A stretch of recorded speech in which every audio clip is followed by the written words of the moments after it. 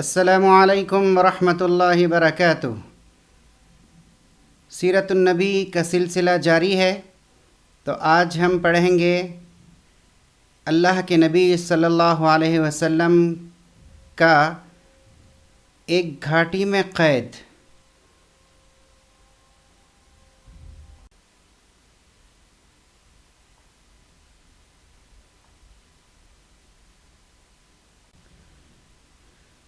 قریش کا پورا خاندان، بنو ہاشم کا پورا خاندان مسلمان نہیں ہوا تھا، لیکن سوائے ابو لہب کو چھوڑ کر یہ سارا کا سارا خاندان ہمارے پیارے نبی صلی اللہ علیہ وسلم کا ساتھ دیتا تھا۔ اسی وجہ سے مکے کے کافروں کو اس خاندان پر بہت غصہ تھا، اور انہوں نے طے کیا کہ اس خاندان سے ہر طرح کا رشتہ اور تعلق ختم کر دیا جائے، اور محمد صلی اللہ علیہ وسلم کے خاندان والوں کو مکے کے گلی اور بازار میں پھرنے نہ دیا جائے۔ مکے کے کافروں نے یہ بھی طے کیا کہ بنو ہاشم خاندان نبی صلی اللہ علیہ وسلم کے ساتھ نہ ان کو کوئی چیز بیچی جائے، نہ ان سے کوئی چیز خریدی جائے، اور تمام قریش کے لوگ اس بات پر متفق ہو گئے۔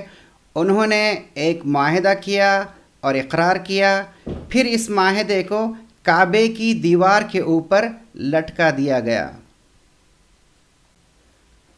ہمارے نبی صلی اللہ علیہ وسلم اور آپ کے خاندان والے مجبور ہو گئے۔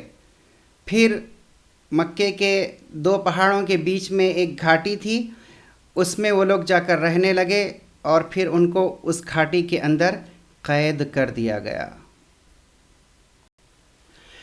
قریش نے ایک اور ظلم یہ کیا کہ اناج، غلہ وغیرہ گھاٹی میں جانا بند کرا دیا، اور پھر کیا جوان، کیا بوڑھے، کیا بچے، سبھی کے اوپر مصیبت ٹوٹ پڑی۔ بچے تو اس طرح روتے تھے کہ ان کی آواز گھاٹی کے باہر بھی سنائی دی جاتی تھی۔ یہ مصیبتیں چند دن کے لیے نہیں تھی، ایک ہفتہ یا ایک مہینے کے لیے نہیں تھی، بلکہ یہ مصیبتیں پورے کے پورے 3 سال کی تھیں۔ اللہ کے نبی صلی اللہ علیہ وسلم اور آپ کے خاندان والے 3 سال اسی طرح مصیبت میں گزارے، اور جو لوگ ایمان لا چکے تھے، جو مسلمان تھے لیکن بنو ہاشم خاندان سے ان کا تعلق نہیں تھا، تو وہ لوگ اپنے اپنے گھر میں قیدی بن کر رہنے لگے۔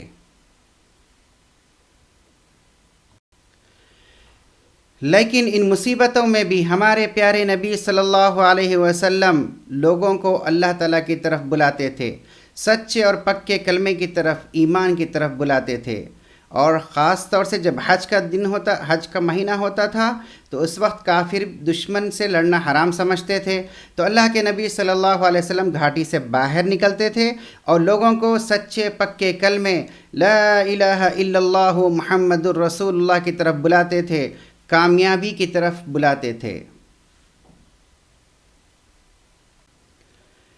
لیکن ہمارے نبی صلی اللہ علیہ وسلم جہاں بھی جاتے تھے، آپ کے پیچھے بدبخت ابو لہب، آپ کا چچا، آپ کے پیچھے پیچھے پھرا کرتا تھا، اور پھر وہ کہتا تھا لوگوں سے کہ لوگوں، یہ آدمی دیوانہ ہے، نعوذ باللہ، اللہ کی پناہ، اس کی بات مت سنو، اگر تم اس کی بات سنو گے تو تم تباہ و برباد ہو جاؤ گے۔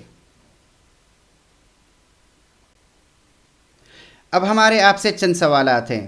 پہلا سوال یہ ہے، آپ یہ بتائیے کہ ہمارے نبی صلی اللہ علیہ وسلم کس وجہ سے گھاٹی میں قید ہو کر رہنے لگے؟ دوسرا سوال، ہمارے نبی صلی اللہ علیہ وسلم کے ساتھ اس گھاٹی کے اندر اور کون لوگ تھے، اور ان کی زندگی کیسے گزرتی تھی؟ تیسرا سوال، اللہ کے نبی صلی اللہ علیہ وسلم پہاڑ کی گھاٹی میں قید ہوتے ہوئے بھی کس طرح لوگوں کو، کب اور کس طرح لوگوں کو لا الہ الا اللہ کا سچا کلمہ سناتے تھے؟